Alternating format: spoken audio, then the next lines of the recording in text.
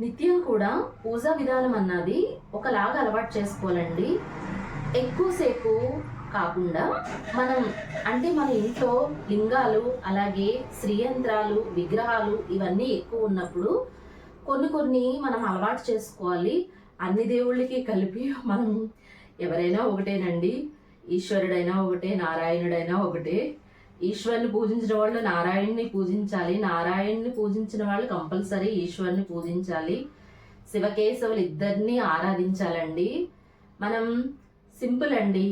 శాంతాకారం భుజగశయనం పద్మనాభం సురేశం విశ్వాకారం గగన సదృశం మేఘవర్ణం శుభాంగం లక్ష్మీకాంతం కమలనయనం యోగి హృద్యానగమ్యం వందే విష్ణుం భవభయహరం సర్వలోకైకనాథం.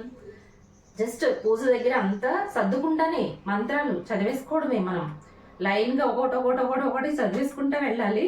తర్వాత వందే శంభు ఉమాపతిం శురగురం వందే జగత్కారణం వందే పన్నగభూషణం మృగధరం వందే పశునాం పతిం వందే సూర్య సాంకవైనినయనం వందే ముకుంద ప్రియం వందే భక్తజనాశ్రయం చ వరదం వందే శివం శంకరం. జస్ట్ మనం దీపారాధన గట్ట చేస్తున్నప్పుడు నామాలు చదువుకుంటా, అగరబత్తీలు వెలిగిస్తున్నప్పుడు జస్ట్ మనకి అన్ని మొత్తం మన ఇంట్లో ఏ అయితే యంత్రాలు ఉన్నాయో వాటికి సంబంధించిన నామాలన్నీ చదివేసుకున్నాం అనుకోండి, మనకి చాలా ఈజీగా అనిపిస్తుంది. మనం ఏం చేస్తామంటే జాయిగా ఒకటి సర్దుకుంటా మనం దేవుడి దగ్గర క్లీన్ చేసేటప్పుడు కూడా చక్కగా నామాలు చదువుకుంటూ ఉంటే మనకి కొంతమందికి చాలా మందికి ఒక లిస్ట్ ఉంటుంది, ఇంత పెద్ద లిస్ట్ ఉంటుంది. వాళ్ళు డైలీ అవన్నీ కూడా నామాలు చదువుతారండి. వాళ్ళకి అదే బలం అండి ఆ నామాలు చదివేది. ఏం చేస్తారంటే కూర్చుని ఒక గంట సేపు చదువుతారు. అట్లా కాకుండా మనం ఎందుకనంటే బాధ్యతలు తీరిపోయిన వాళ్ళకి పర్వాలేదు, బట్ బాధ్యతలు ఉన్న వాళ్ళకి మాత్రం చాలా హెవీ అయిపోతుంది. అందుకని జస్ట్ మనం పూజ చేస్తున్నప్పుడే, దీపారాధన వెలిగిస్తున్నప్పుడు, చక్కగా ధూపం చూపిస్తున్నప్పుడు ఇట్లా మనం చేసుకున్నాం అనుకోండి, మనసు కూడా చాలా ప్రశాంతంగా ఉంటుంది. నాకు కాశీ గురించిన అద్భుతాలు చెప్తున్నప్పుడు నా మనసులో ఒకటి అనిపించింది. శివార్చన చేస్తున్నప్పుడు నేను ఒకటే అనుకున్నానని, ఎప్పటికైనా స్వామి ఒక్కసారైనా కూడా కాశీకి వచ్చి నీ దర్శనం చేసుకోవాలి స్వామి, నా జీవితంలో, నా లైఫ్లో అసలు నేను నిన్ను చూడగలుగుతానా స్వామి అని అనుకున్నానండి. మనసులో జస్ట్ ఆ ఊహ వచ్చింది అంతే. అంతేకాని మళ్ళీ స్వామి వారికి నేను కాశీ వెళ్ళాలి స్వామి నన్ను తీసుకెళ్ళాలని కూడా నేను అనుకోలేదు. ఎందుకనంటే కొన్ని మనం వెళ్ళలేని ప్రదేశాల గురించి మనం ఎక్కువ అంటే మనకి తెలియాలి, మనం ఎక్కడికి వెళ్ళగలదాం, ఎక్కడికి వెళ్ళలేము, ఇవన్నీ కూడా అంటే వెళ్తాము అనుకుని వెళ్ళకపోతే మాత్రం చాలా కష్టం అండి. అందుకని కొన్ని ప్లేసెస్ స్వామి ఎప్పటికైనా కూడా నన్ను తీసుకెళ్ళు, నిన్ను చూసే భాగ్యం నాకు ప్రసాదించు, నీ దర్శన భాగ్యాన్ని అనుకోవాలి. కానీ మనం వెళ్తామా అనుకుని మొక్కులు మొక్కుకోకూడదండి. ఎక్కువ ఆ మొక్కులు అన్నవి కూడా మనకి టైంలో తీరకపోతే చాలా డేంజర్ అండి. అవి నెక్స్ట్ వీడియోలో షేర్ చేస్తాను. అసలు జస్ట్ పంచామృతాలతోటి మామూలు అభిషేకం చేస్తున్నప్పుడు మనసులో అనిపించింది, నేను అసలు ఎప్పుడైనా నా లైఫ్లో ఒక్కసారైనా వచ్చి నీ దర్శనం చేసుకోగలదునా స్వామి అని అనిపించిందండి. నిజంగా అలా అనుకున్న 2 ఇయర్స్లోనే 2 ఇయర్స్ 1.5 ఇయర్ అసలు నా కళ్ళని నేను నమ్మలేకపోయానండి. అంత మంచి అదృష్టం 2 సార్లు మళ్ళీ స్వామివారిని అసలు నిజంగా నేను మనసులో మర్చిపోలేనండి. ఇంకొకటి ఏంటంటే విషయం, ఆల్రెడీ శివరాత్రి కన్నా ముందు అంటే మాది మొత్తం అంతా చాలా లాంగ్ ట్రిప్ అండి. అవన్నీ నేను నెక్స్ట్ వీడియోలో షేర్ చేస్తాను. అంటే ఆల్రెడీ ఒకసారి శివయ్యని దర్శనం అయిపోయింది. శివరాత్రి రోజు ఇంకా దర్శనం మాకు అవ్వదేమో అనుకున్నాం. ఎందుకనంటే లైన్ ఉంటుందండి, అసలు అంత లైన్ ఉండదు. శివరాత్రి రోజున నేను ఒకటే అనుకున్నాను, సాయంత్రం ముందుసారి దర్శనానికి వెళ్ళినప్పుడు మాకు 2 గంటలు పట్టిందండి, 2 గంటలన్నర పట్టింది. నేనైతే అనుకున్నాను శివరాత్రి రోజున మరుసటి రోజున మేము వచ్చేసేయడము అని. అసలు శివరాత్రి రోజున స్వామిని దర్శనం అవుతుందా అని అనుకున్నానండి మనసులోనని. తెల్లవారుజామున లేచి వెళ్ళిపోయాం టెంపుల్ దగ్గరికి. ఇంకా లైన్ చూసి ఈ రోజు స్వామివారి దర్శనం అవ్వదేమో ఇంకెట్లానా అని ఆలోచిస్తూ ఉన్నామండి. నిజంగా జస్ట్ మాట్లాడుకుంటా ఎవరో పిలిచారు అనేసి జస్ట్ అక్కడ లైన్ దగ్గర నిల్చున్నాం అంతే. ఆ లైన్ లో ఎట్లా టర్న్ అయిపోయిందో తెలియదు, తీరా చూస్తే వెళ్ళి స్వామివారి దగ్గర ఉంటున్నాము.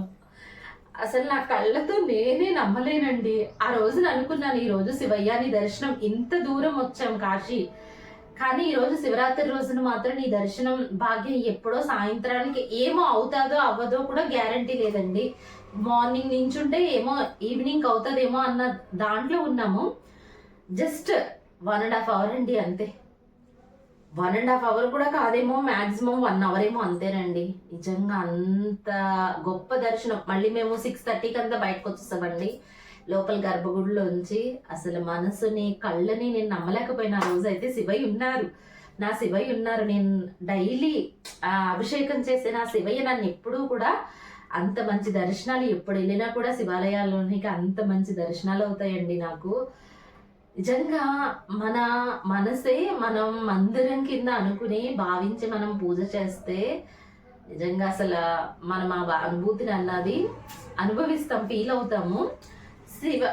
శివరాత్రి రోజున తప్పకుండా కంపల్సరీ చాలా మంది జాగారం అన్నది చేస్తారండి.